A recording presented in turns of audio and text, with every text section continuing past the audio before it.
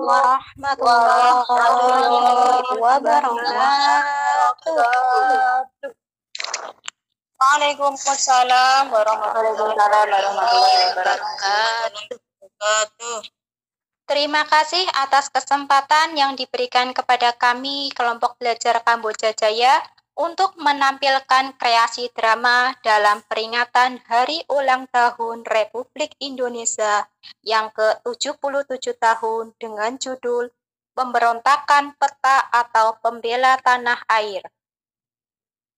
Pemeran drama Tuti Haryanti sebagai narator, Rahma Tunisa sebagai Sudanko Supriyadi, Oftanulana Al-Hikmah sebagai Sudanko Dr. Suryo Ismail, Kurnia Wardani sebagai Sudanko Suparjono, Soin Mariani sebagai Sudanko Sudarmo, Yuli sebagai Sudanko Muradi, Husnul Khotimah sebagai Budanko Halir Mangku Dijaya, dan Widyarini sebagai Budanko Sunanto.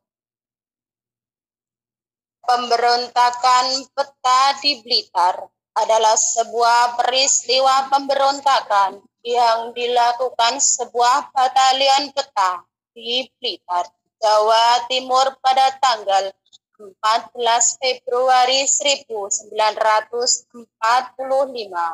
Pemberontakan ini dipimpin oleh Sudanko Supriyadi terhadap pasukan Jepang. Supriyadi atau dikenal dengan nama Sudanko Supriyadi lahir di Trenggalek tanggal 13 April 1923 dan menghilang 14 Februari 1945. Dinyatakan meninggal 9 Agustus 1975. Adalah pahlawan nasional Indonesia dan pemimpin pemberontakan pasukan pembela tanah air atau PETA terhadap kependudukan Jepang di Blitar pada tanggal 14 Februari 1945. Saya sudah lulus sebagai Angkatan 1 Pasukan Militer PETA di Bogor. Saya sekarang ditugaskan menjadi pengawas untuk orang Indonesia yang disuruh bekerja romuso oleh penjajah Jepang. Ya Allah, hati hamba tercapik-capik, menderita melihat kondisi seperti ini. Saya harus melakukan pemberontakan ini. Saya harus berjuang untuk Ibu Pertiwi ini. Akhirnya, Supriyadi mengadakan pertemuan rahasia dengan kawan-kawan yang setia untuk membahas pemberontakan PETA di Blitar. Pertemuan rahasia telah digelar sejak September 1944. Supriyadi merencanakan aksi itu sebagai sebuah revolusi menuju kemerdekaan. 14 Februari 1945 dipilih sebagai waktu yang tepat karena akan ada pertemuan seluruh anggota dan komandan PETA di Blitar, sehingga diharapkan anggota-anggota yang lain akan ikut bergabung. Ibu Ririn di dulu.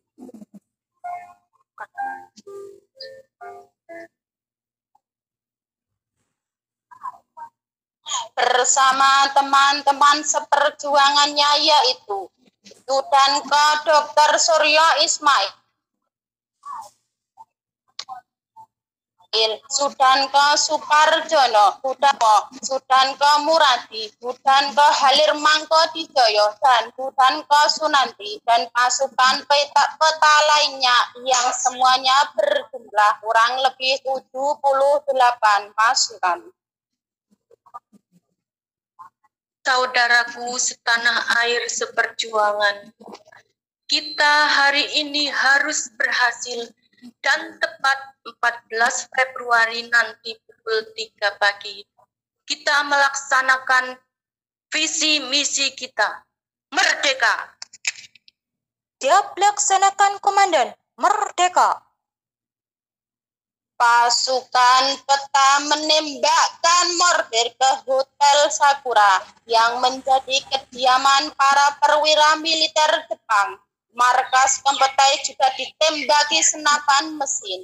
Dalam aksi yang lain, salah seorang budanko peta merobek poster bertuliskan Indonesia akan merdeka dan menggantinya dengan tulisan Indonesia sudah merdeka.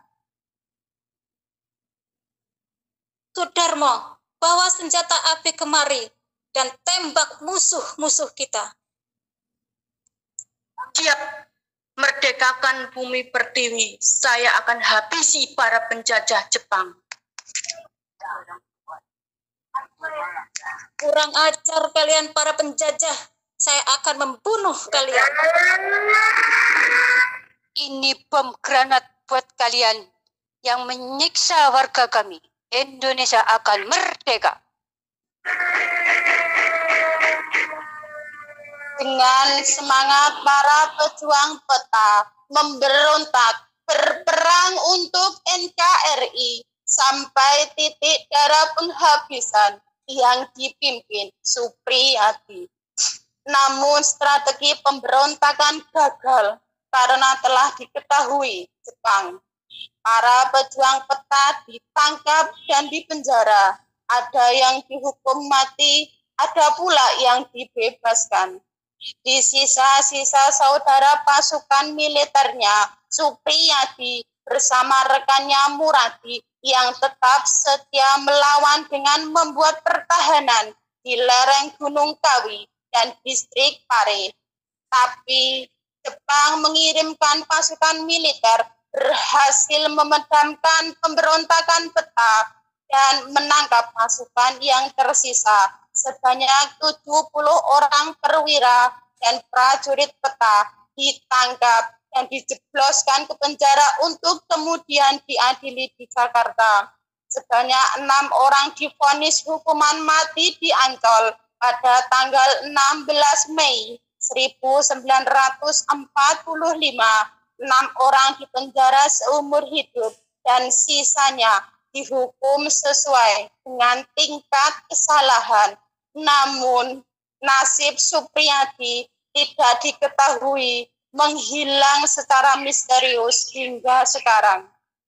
Setelah proklamasi kemerdekaan Indonesia, ia ditunjuk sebagai Menteri Keamanan Rakyat dalam Kabinet Presidensial, tetapi pada akhirnya ia digantikan oleh Imam Muhammad Surya Adikusumo pada tanggal 20 Oktober 1945 karena ia tidak pernah muncul atau menghilang.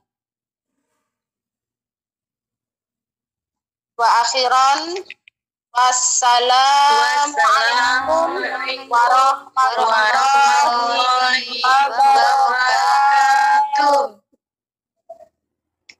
Waalaikumsalam warahmatullahi wabarakatuh.